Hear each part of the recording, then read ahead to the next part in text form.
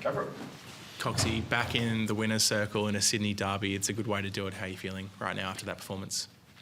Yeah, really proud of the boys. Obviously, after the week we had, the disappointing finish to the last game we played was, a really good response and, against a quality outfit.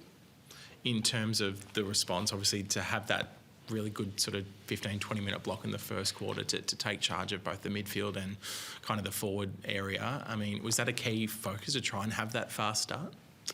Yeah, ideally you want to start like that all the time. But, and to the boys' credit, they prepared well. They did everything they possibly could throughout the week to be clear on what needed to be executed, and they did that. To be able to get the ball. There were some deeper entries which allowed us to score. I think we kicked 3-1 from our deep entries early, or at least try and force GWS to do everything from deep inside their forward defensive 50. We know how damaging they are, how quickly they can transition the ball, and especially off shallow entries. So we needed to make sure that we got the ball in as deep as we possibly could, and to the midfield's credit, they did that. Obviously, we know this rivalry can be quite fiery. We've seen moments over the years, but it seemed like you guys early on almost tried to lean into it, bring that physicality, bring that aggression. I mean, Joel Hamling up forward was really trying to go after Sam Taylor and a few other matchups as well. Was that a message that you wanted your guys to be really physical in this contest? I think in every game you want to try and you got to get to the line and test it. We're in such a ruthless competitive environment or game that we play in that you have to get to there as often as you possibly can, and we went away from that last week. So the players wanted to redeem that, and they did really well. And that individually in their little individual matchups is also as collective we needed to change, which was good. Were you looking for Joel and even Aaron to bring that sort of key defender niggle and nous that they might have to the forward line, especially up against Sam Taylor and Jack Buckley and the like? Yeah, I think you have to against those quality defenders. If you talk, obviously what they've been able to do for GWS for a long period of time, and for a lot of our key normal starting forwards to be out, we had to look at something a little bit different. I think that's a credit to Joel and Aaron about the way that they've prepared, but also they were really keen for the role, and we can't allow them to play it on their terms, and the boys did a really good job at that. There was an incident involving Lewis Milliken and Toby Bedford in the second quarter. What do you make of that? Yeah, I've only seen it briefly. I understand that it'll go through the AFL and the tribunal situation. Obviously hope Toby's okay. On top of that as well, Lewis is probably got an immaculate record. The way he plays his footy isn't malicious. He's always been a ball player, and that's why we love having him at our footy club. So, that'll play out in the next couple of days. But, you want to back your players in that, they play at a level that doesn't step over the mark. Has Lewis expressed his view, I guess, on what happened, or perhaps how he felt in the aftermath? No, I haven't spoken to him after that. No, so we had a brief team chat, nothing individual.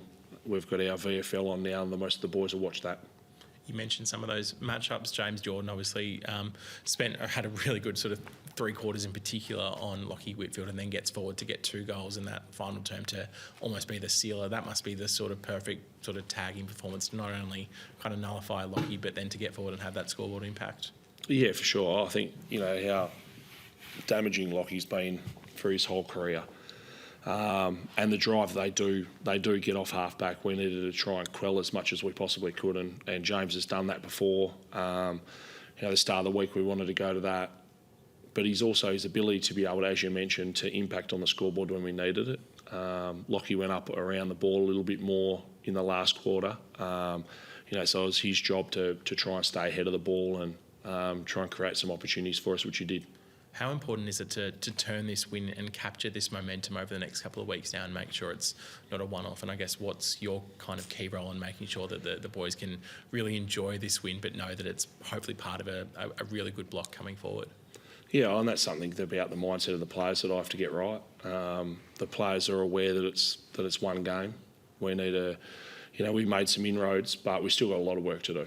And that's a great thing about it is, we can come back in tomorrow morning. We've got a 6-day break. We go to Essendon, and can't wait for that, because the opportunity as the season progresses to make sure that you can build your team where you want it and play the way you want, we're still working towards. So, to the players' credit, they responded well, but we have to go again.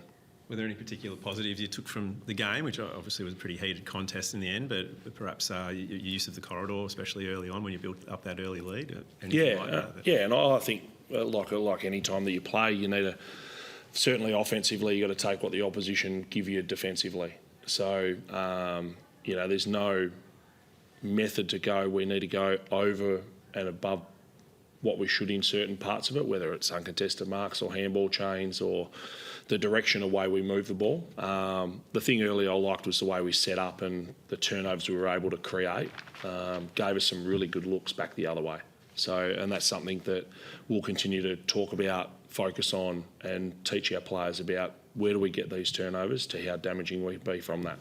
Is there anyone close to maybe coming back for that Essendon game? Obviously, Taylor Adams probably looks the closest, then Millsy's in that kind of frame as well. Yeah, Taylor trained fully with us on Friday. So, he'll be available to play next week. And at the minute, that's probably about all. So hopefully Callum can build throughout the first couple of sessions of the week and get a reassessment of where he's at. Beautiful. Thank you very much.